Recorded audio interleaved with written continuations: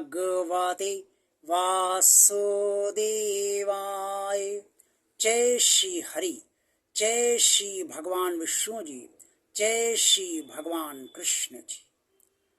भगवान और आप चैनल के अत्यंत श्रद्धालु भक्तों, आज मैं आप सभी को भगवान श्री कृष्ण जी की उन समस्त विभूतियों के बारे में बताना चाहूँगा जो श्रीमद् भगवद गीता के अध्याय 10 में स्पष्ट तौर पर वर्णित है।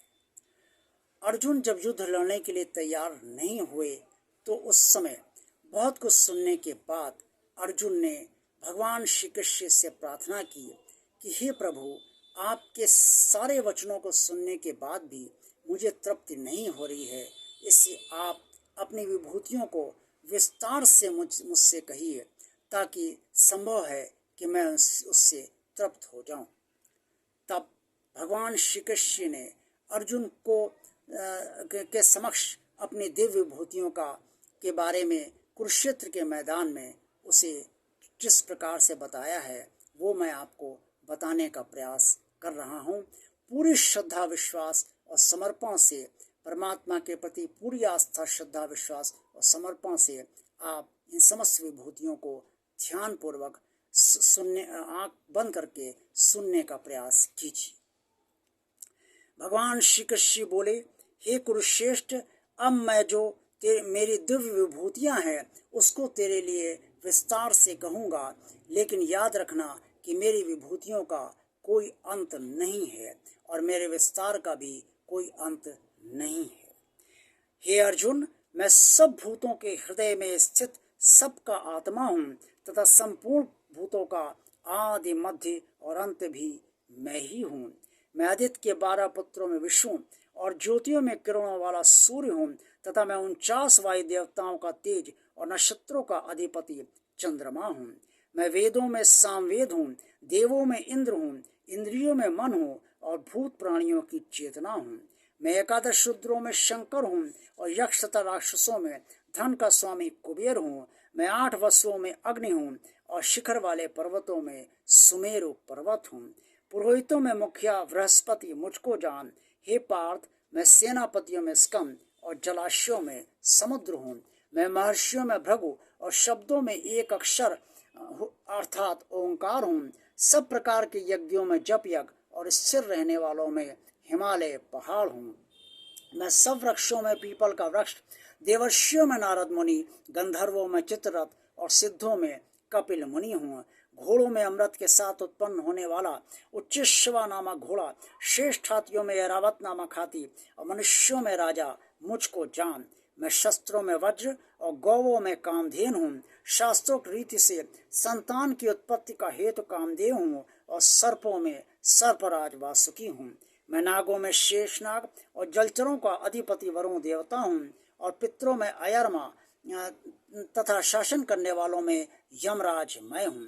मैं दैत्यों में प्रहलाद और गणना करने वालों का समय हूँ तथा पशुओं में मृगराज सिंह और पक्षियों में मैं घरों हूँ। मैं पवित्र करने वालों में वायु और शस्त्रधारियों में श्री राम हूँ तथा मछलियों में मगर हूँ और नदियों में गंगा जी हूँ।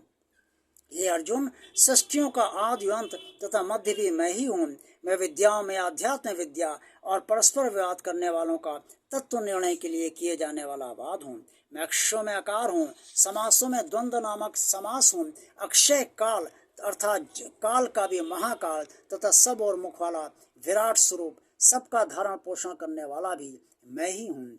मैं सबका नाश करने वाला मृत्यु और उत्पन्न होने वालों का उत्पत्ति हेतु हूँ तथा स्त्रियों में कीर्ति, श्री, वाक, स्मृति, मेधा, धृति और क्षमा हूँ तथा गायन करने योग श्रुतियों में मैं बृहस्साम और छंदों में गायत्री छंद हूँ तथा महीनों में मार्गशीर्ष और ऋतुओं में वसंत मैं हूँ।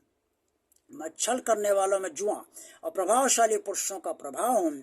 मैं जीतने वालों का विजय हूँ, निश्चय करने वालों का निश्चय और सात्विक पुरुषों का सात्विक भाव हूँ। वृषवंशियों में वासुदेव अर्थात मैं स्वयं तेरा सखा, पांडवों में धनंजय अर्थात तू, मुनियों में वेद व्यास और कवियों में शुक्राचार्य कवि भी मैं ही हूँ। मैं दमन करने वालों का दंड हूँ, जीतने की इच्छा वालों की नीति हूँ, गुप्त रखने योग भावों का रक्षक मौन हूँ और ज्ञानवानों का तत्व ज्ञान मैं ही हूँ। और हे अर्जुन, जो सब भूतों की उत्पत्ति का कारण है वो भी मैं ही हूँ। ऐसा कोई चर व अचर, कोई भी भूत नहीं है जो मुझसे रहित हो। हे परंतप, मेरी दिव्य विभूतियों का अंत नहीं है। मैंने अपनी विभूतियों का विस्तार तो तेरे लिए बहुत संक्षेप से बताया है। और जो भी विभूति युक्त, ऐश्वर्य युक्त, कांति युक्त, शक्ति युक्त वस्तु है, उसको तो मेरे तेज के अंश की ही अभिव्यक्ति जान। अंत में भगवान श्री कृष्ण ने अर्जुन से अपनी समस्त विभूतियों को बताने के बाद ये स्पष्ट तौर पर समझाया, हे अर्जुन, इस पहुंच जानने से तेरा क्या प्रयोजन है, अर्थात ये तू ही जानता है कि तेरा क्या उद्देश्य है जो तूने मुझसे अपनी विभूतियां पूछी हैं। बस इतना जान ले, मैं संपूर्ण जगत को अपनी योग शक्ति के एक अंश मात्र से धारण करके स्थित हूँ। प्रिय श्रद्धालु भक्तों, परमात्मा की विभूतियों का कोई अंत नहीं है। विभूतियों का अर्थ ये है तेजस्वी अंश, जो भगवान श्री कृष्ण ने स्पष्ट तौर पे कहा है कि जो भी ऐश्वर्य युक्त, कांति युक्त और शक्ति युक्त वस्तु है, उसे तो मेरे तेज के अंश की अभिव्यक्ति जान। परमात्मा तो परमात्मा है, बाकी जो भी इसके तेजस्वी स्वरूप हैं वो सब उससे, उसके अंदर ही व्याप्त हैं। आज का वीडियो आपको कैसा लगा? अच्छा लगा है तो लाइक कीजिए। भगवान और आप चैनल जिन श्रद्धालु भक्तों ने अभी तक सब्सक्राइब नहीं किया है, वो भगवान का कार्य इसे मानकर और भगवान का कार्य आगे बढ़ाना है, इस बात को समझते हुए इसे सब्सक्राइब अवश्य कर दें। इस चैनल को ज़्यादा से ज़्यादा लोगों को शेयर कीजिए, ताकि आप सब की तरह अन्य लोग भी इस चैनल से लाभान्वित होते रहें और उनका भी कल्याण हो। इस कमेंट्स बॉक्स में आप सब जो कुछ भी कहना चाहें वो अवश्य कहिए। देखते रहिए भगवान और आप चैनल। आप सबका दिन शुभ व मंगलमय हो। ओम नमो भगवते वासुदेवाय। जय श्री हरि, जय श्री भगवान विष्णु जी, जय श्री भगवान कृष्ण।